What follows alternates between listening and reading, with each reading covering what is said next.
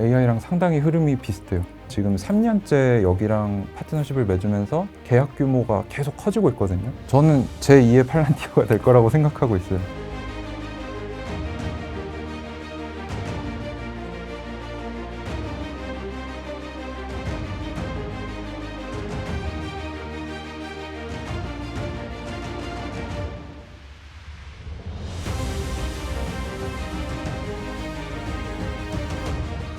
해무 반갑습니다. 오늘은 가을바람 월드 유튜브 채널 열심히 운영하고 계시는 가을바람님 모셨습니다. 반갑습니다. 네, 안녕하세요. 네, 저희 채널 구독자분들께서 최근에 양자 컴퓨터에 관심이 엄청 많으세요. 그래서 제가 양자 컴퓨터 관련 강의를 좀 해드리고 싶긴 한데 그 전에 앞서서 이 양자 컴퓨터를 가장 오래 가장 진실되게 다루셨던 분을 한번 모셔보자 싶어가지고 막 찾다 보니까 이거는 그냥 독보적이시더라고요. 네.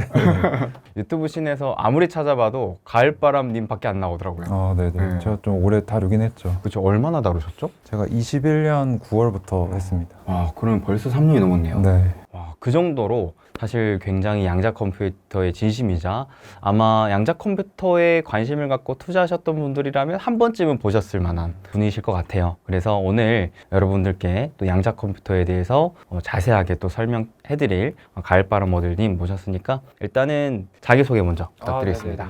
안녕하세요. 저는 가을바람 월드라는 유튜브 채널을 운영하고 있고요. 보통은 가을바람 닉네임을 쓰고 있습니다. 그래서 주로 양자 컴퓨터 주식들을 다루고 있는데 핵심 메시지는 사실 장기 투자하자. 근데 그 중에 제가 봤을 때는 양자가 좀 좋은 것 같다. 이런 방식으로 양자의 주요 기업들을 다루면서 투자하고 있습니다. 근데 이 장기 투자라는 게 사람마다 추구하는 기간이 좀 다르거든요. 네네. 가을바람님은 장기 투자의 기간을 어느 정도로 세팅하세요? 저는 보통 10년 정도 생각합니다. 다들 저조차도 10년까지는 안 보거든요. 이 10년이라는 거는 거의 제 입장에서는 초장기 건데 그러면은 양자 컴퓨터를 2021년에 내가 한 10년 정도 투자해보자라는 개념으로 접근하신 거네요. 네, 그렇죠. 그때 당시에 10년 정도 투자했을 때 가장 높은 기대 수익이 양자 컴퓨터에서 나올 거라 생각하신 건가요? 그렇죠.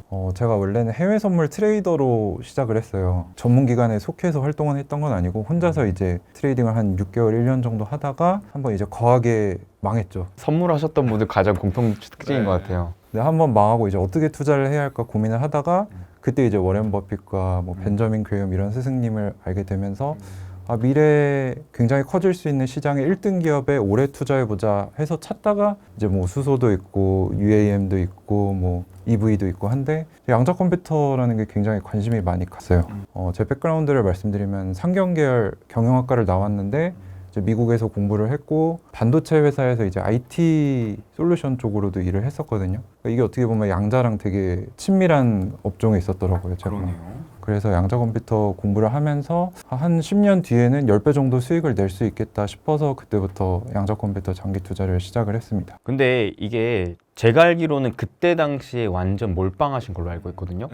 근데 솔직히 말해서 이렇게 한 종목에 몰빵하기가 쉽지가 않잖아요. 사실은 이제 많은 분들이 제 주식 포트폴리오만 보시면 이 사람은 완전히 몰빵해서 가는구나 싶은데 저는 사실 부동산을 좀 더 크게 하고 있어요. 그래서 어떻게 보면 저한테는 부동산은 지키면서 서서히 불려가는 자산이고 주식은 어떻게 보면은 이거보다 작으니까 다 잃어도 상방이 뚫려 있으니까 한번 하이리스크 하이리턴으로 가보자 이런 접근 방식이었던 거죠.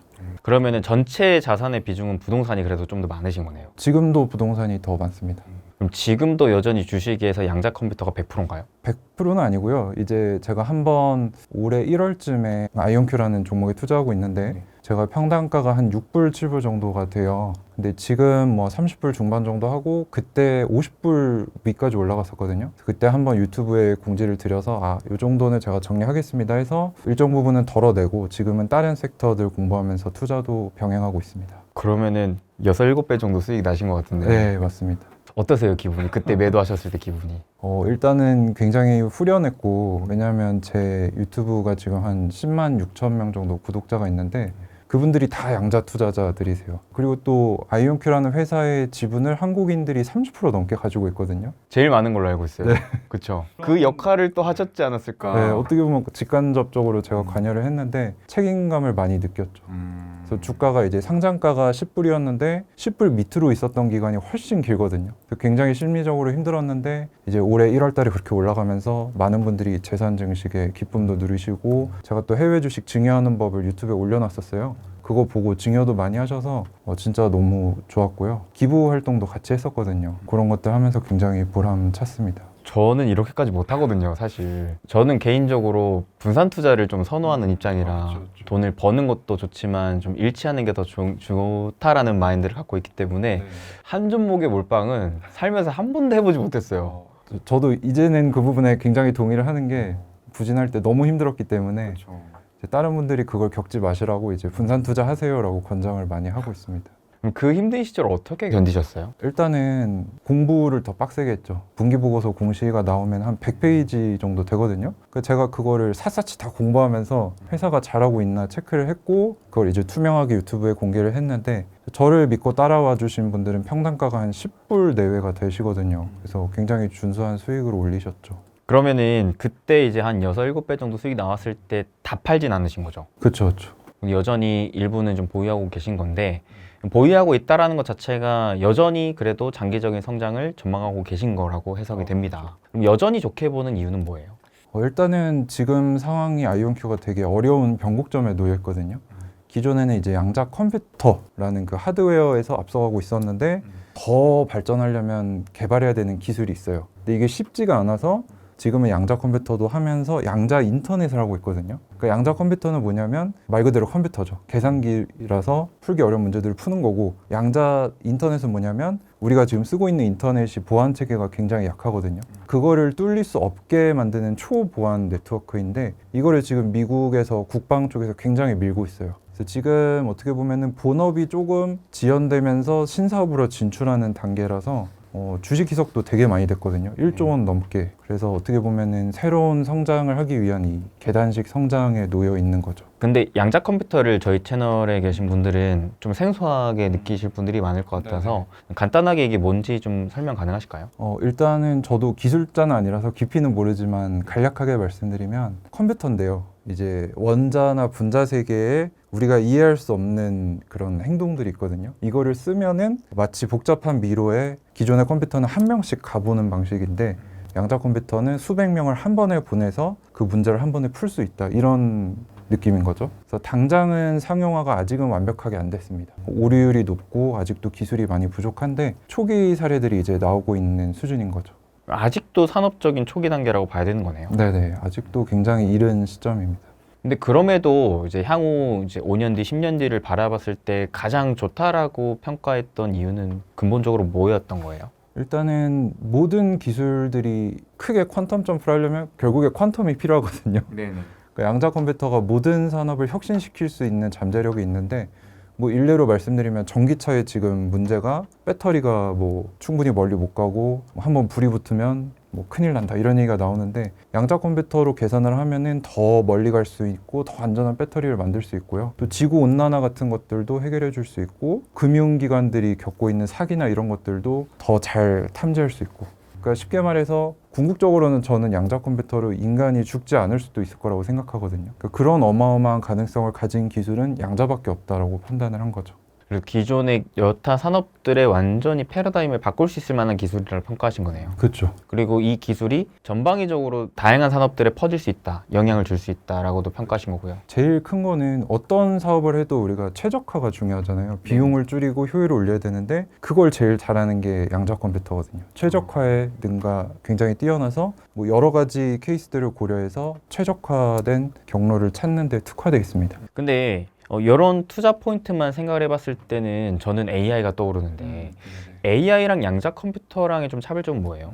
몇 년 전까지만 해도 이 두 개의 연관성을 사람들이 몰랐는데 지금은 어떤 상황이 있냐면 AI가 지금 문제에 부딪힌 게 수익성 문제. 이게 전력을 너무 많이 먹으니까 뭐 마소나 이런 빅테크들이 지금 SMR 같은 소형 원자료 모듈 이런 거를 찾고 있고 뭐 해저에 묻어서 열을 없애겠다 뭐 이런 걸 하고 있는데 양자 컴퓨터는 그 비슷한 성능을 낼 수 있는 GPU 데이터 센터에 비해서 전력을 1%도 쓰지 않거든요. 굉장히 적은 전력을 쓰고 열도 발생을 안 하고 어떻게 보면 더 비용 효율적인 면도 있죠. 그런데 AI와 근본적으로 다른 점은 AI는 어떻게 보면은 여러 가지 인풋 데이터를 줘서 패턴을 찾게 해서 이게 개냐 고양이냐 이걸 물어보는 거잖아요. 그렇죠. 근데 그게 문제가 뭐냐면 뭐 불치병 같은 것들은 데이터가 너무 없어서 AI를 학습시킬 수가 없어요. 근데 양자는 스스로 시뮬레이션을 해서 이 희귀한 데이터를 만들 수 있거든요. 그러니까 결국에는 서로 보완하면서 같이 올라가는 거죠.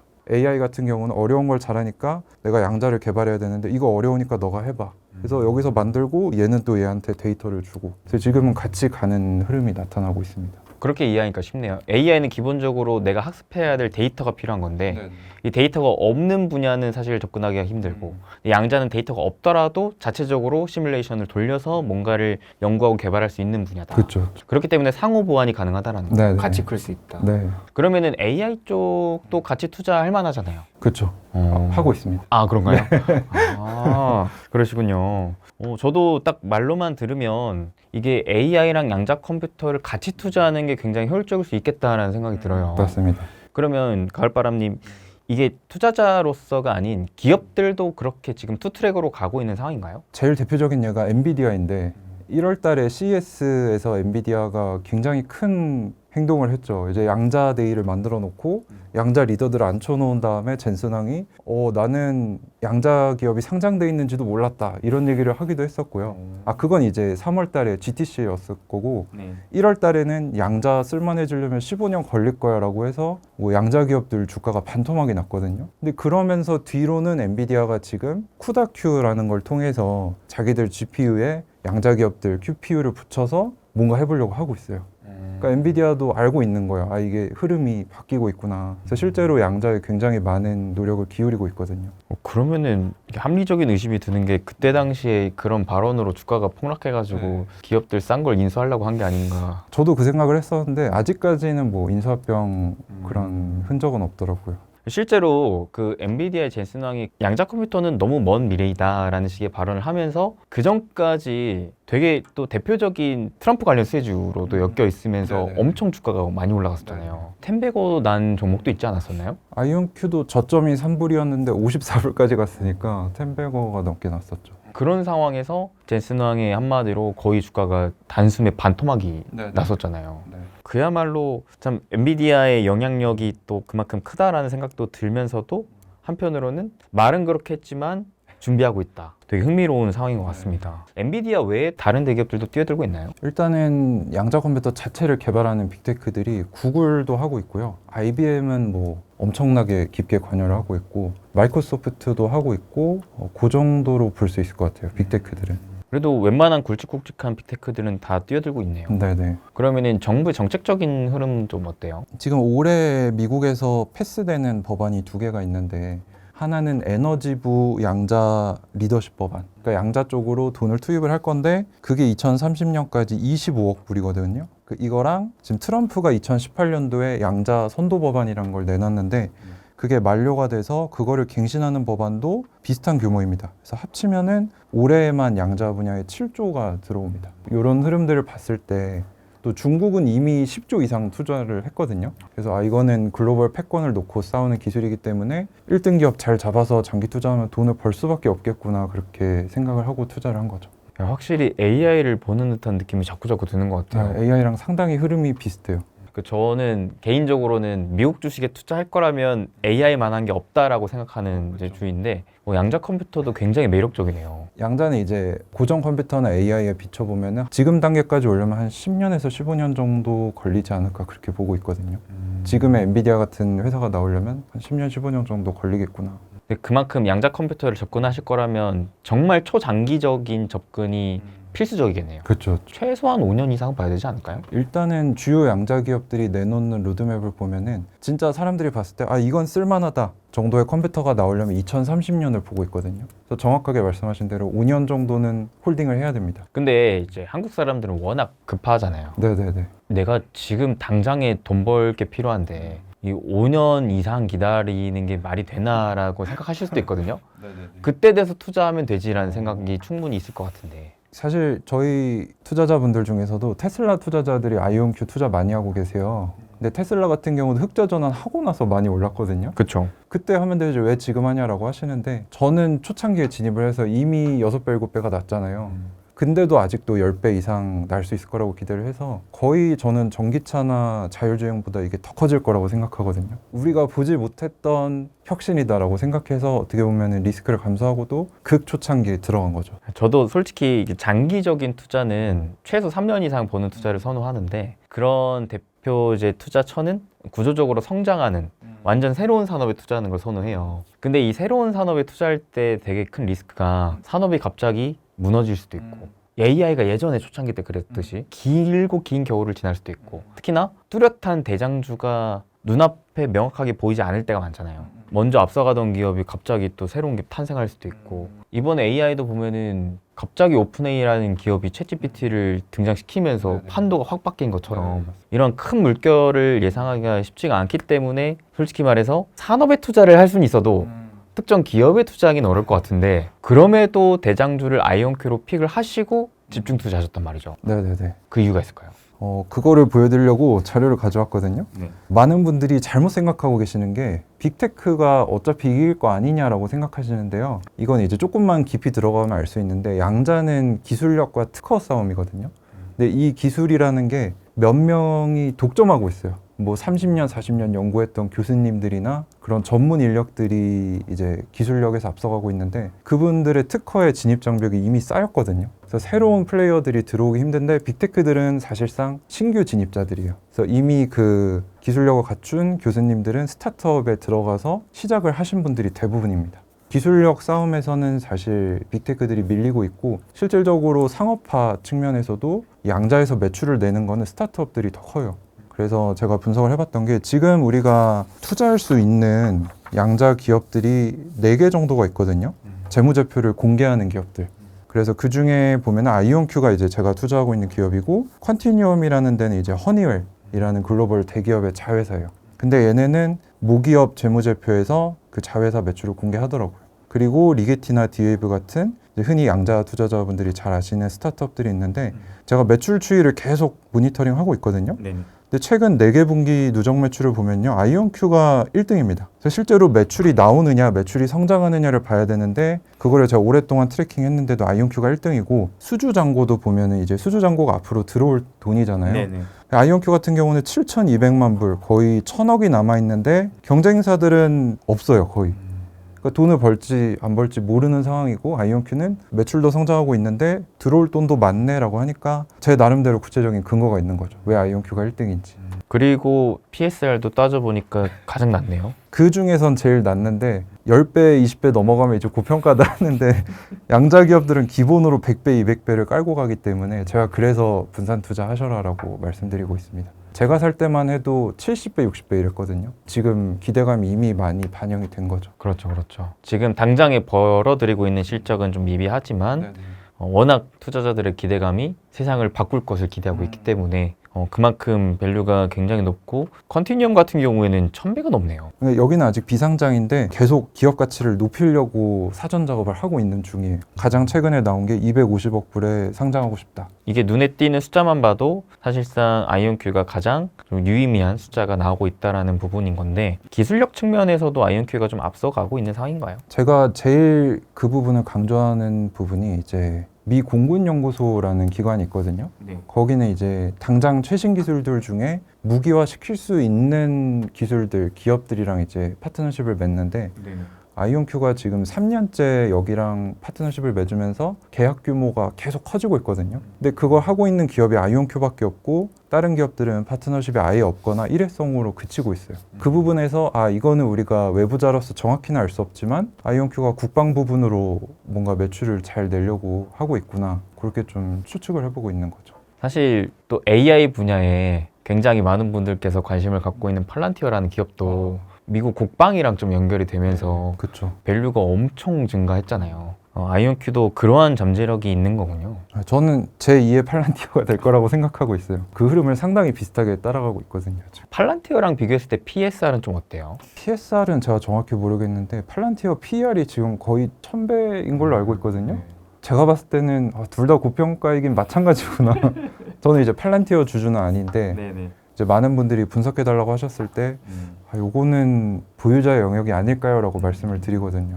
그런데 이제 두 기업을 비교를 해봤을 때 그래도 뭔가 그런 잠재력이나 끼 같은 것들이 굉장히 아이온큐가 팔란티어랑 좀 비슷한 면들이 있다라는 거네요. 네네.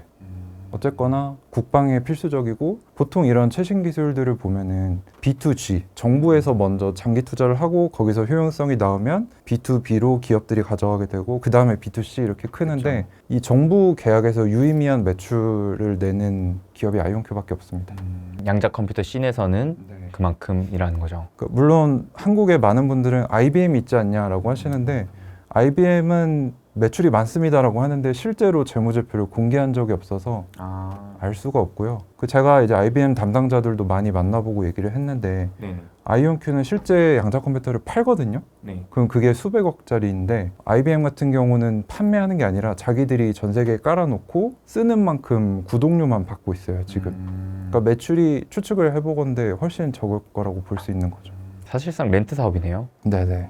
참고로 팔란티어 같은 경우에도 실제 실적이 찍히는 순간부터 주가가 폭발적인 상승을 했잖아요. 그렇죠. 아이온큐는 아직 그 정도는 접어들진 않았기 때문에 이제 그런 흐름을 미리 기대하면서 공부해보고 모아갈 만한 가치가 있다. 좀 이런 입장이신 거네요. 네, 뭐 참고로 아이온큐 임원들은 2030년에 매출이 10억 불, 흑자 전환할 거다 정도로만 이제 장기 가이던스를 줬습니다. 매출이 10억 불이요? 네, 10억 불. 지금은 작년에 4천만 불 했고 올해 한 8천만 불 정도 보고 있으니까 매년 2배씩 늘어나고 있거든요. 그대로 되면은 이제 2030년도에 흑자 전환하면서 10억 불 매출이 되는 거죠. 흑자 전환에 대한 전망도 2030년 정도로 잡고 있는 상황인 거예요? 네네네. 진짜 그거에 대한 공부와 확신을 가졌다면 5년 이상 장기 투자하는 뷰를 가져볼 만한 거네요.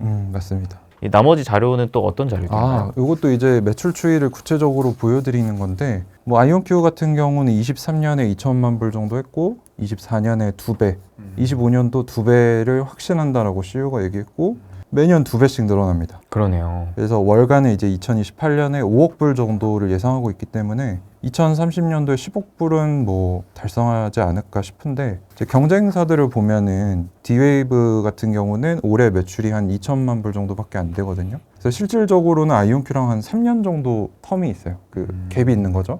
뭐 리게티 같은 경우도 우리나라 분들이 굉장히 좋아하시는데 여기는 매출이 더 안 나고 있습니다. 우리나라 투자자들이 왜 좋아하는 거예요?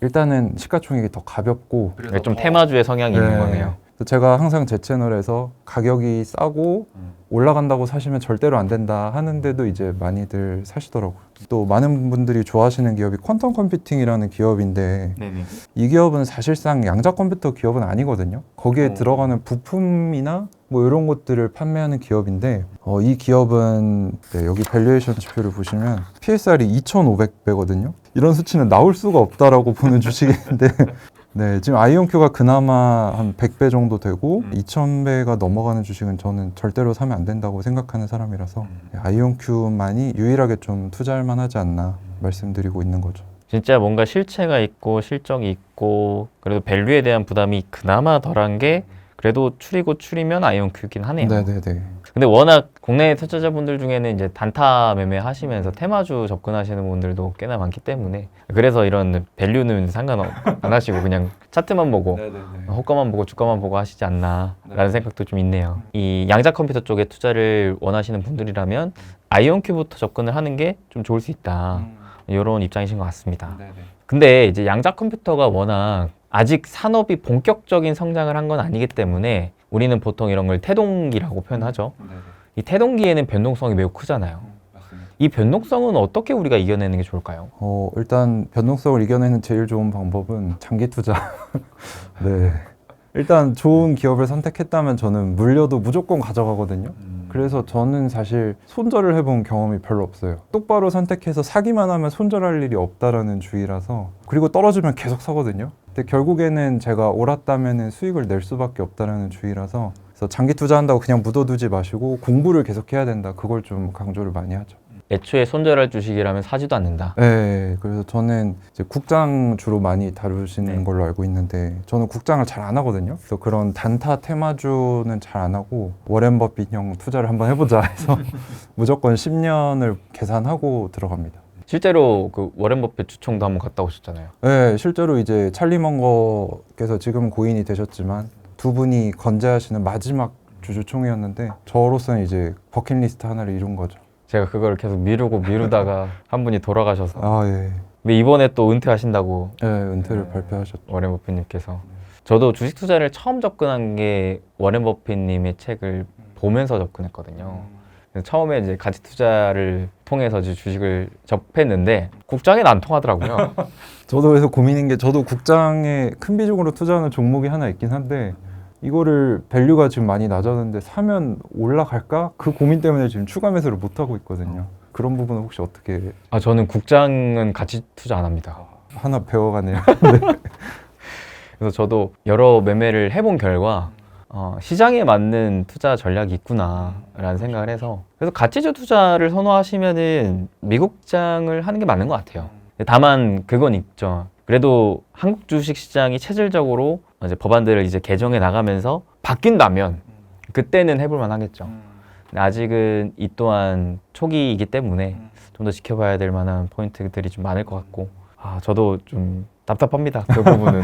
네. 그러면은 오늘 영상을 또 보시고 많은 투자자분들께서 양자 컴퓨터 나도 한번 투자해볼까? 이러한 생각을 가지실 분들이 꽤 많으실 것 같아요. 네네.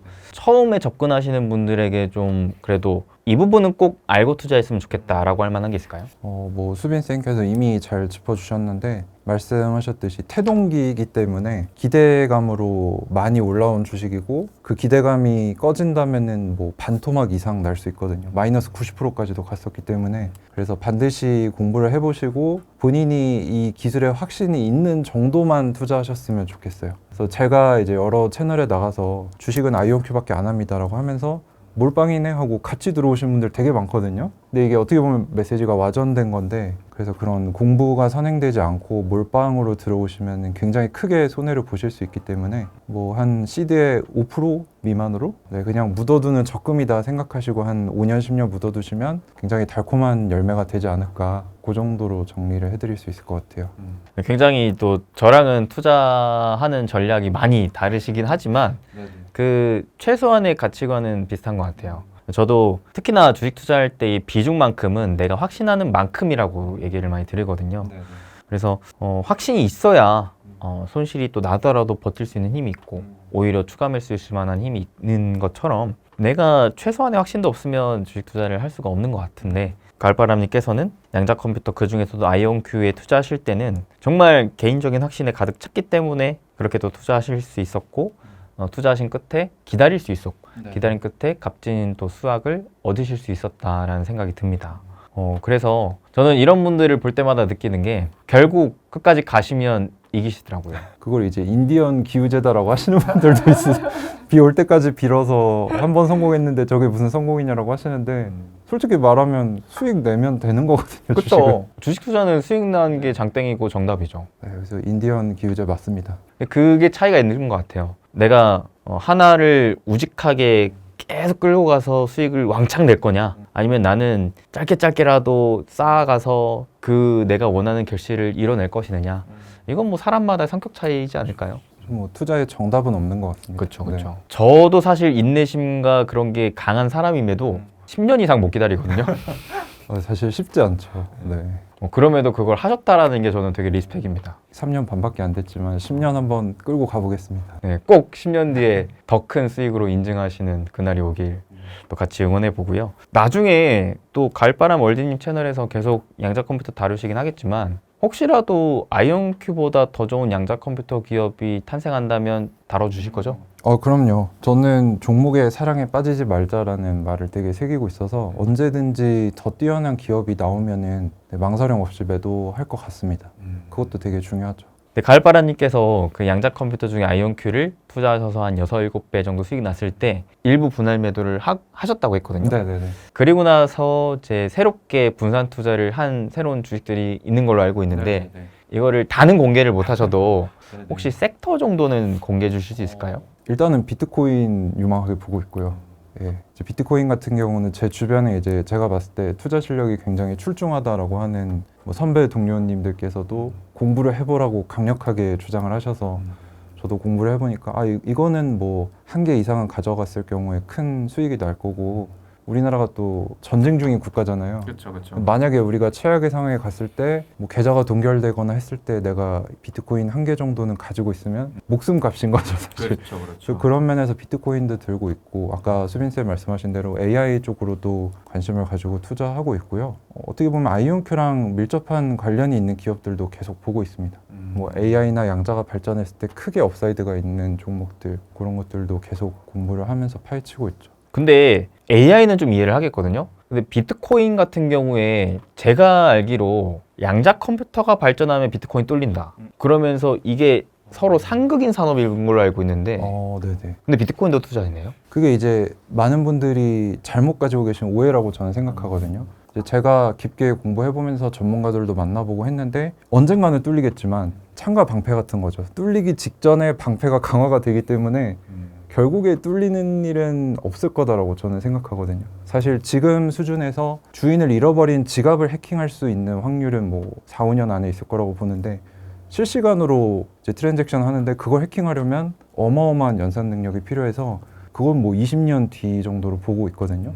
근데 20년 뒤에 암호 체계가 똑같을 리가 없잖아요. 그래서 저도 처음에는 그렇게 생각했는데 이거는 아예 결이 다르다. 양자는 양자 나름대로 포텐셜이 있고 비트코인은 뭐 아시다시피 미국 여러 주에서 전략적으로 지금 준비기금도 만들고 있고 트럼프도 나는 비트코인의 대통령이다 막 이러고 있기 때문에 결국에 수요 공급 면에서는 가격이 오를 수밖에 없겠구나 그렇게 보고 투자를 하고 있는 거죠. 야, 이게 참 신기하네요. 처음에 양자 컴퓨터 분야를 내가 정말 끝장을 보겠다라는 마인드로 몰빵을 하셨던 분이 양자 컴퓨터 일부를 팔고 양자 컴퓨터랑 같이 커갈 수 있는 AI에 분산 투자를 하고 양자 컴퓨터랑 또 약간 상극일 것 같은 비트코인에도 분산 투자를 한다라는 게 제가 느끼기에는 훨씬 더 탄탄한 포트폴리오가 꾸려지고 있다. 네, 그렇게 좀 느껴지네요. 사실 처음에는 되게 나만 옳다라고 생각했던 그런 부족한 부분이 있었는데 공부하다 보니까 정답이 하나가 아니구나. 모든 자산들은 자기 나름대로의 스토리가 있잖아요. 그래서 그런 것들을 보면서 조금 시야를 넓혀가고 있는 것 같습니다. 또 한 번 성장하셨네요. 보통 이제 투자하시는 분들이 잘하시는 분들 잘 보면은 되게 그 열린 마인드가 있으신 것 같아요.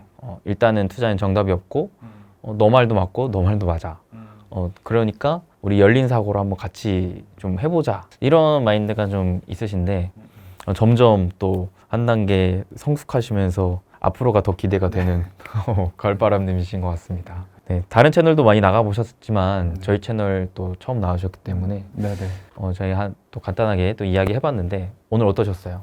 일단은 수빈쌤 굉장히 뵙고 싶었던 분이고 네, 저는 이제 국장을 잘 모르니까 언젠가 뵙게 되면은 이제 관계를 만들어서 모르는 거 많이 여쭤봐야겠다 싶었는데 오늘 초청해 주셔서 너무 감사드리고요. 사실 조금 늦게 불러주셨어요. 왜냐면 1월, 3월 사이에 이제 큰 채널들은 한번 휩쓸어 갔기 때문에 그때 많이 불러주셨는데 그때 제가 나가서 했던 게 지금 좀 과열이니까 좀 조심하세요라고 했는데 제가 한 35불쯤에 그 얘기를 했거든요. 네. 근데 결국에 54불까지 갔으니까 조롱을 되게 많이 당했어요.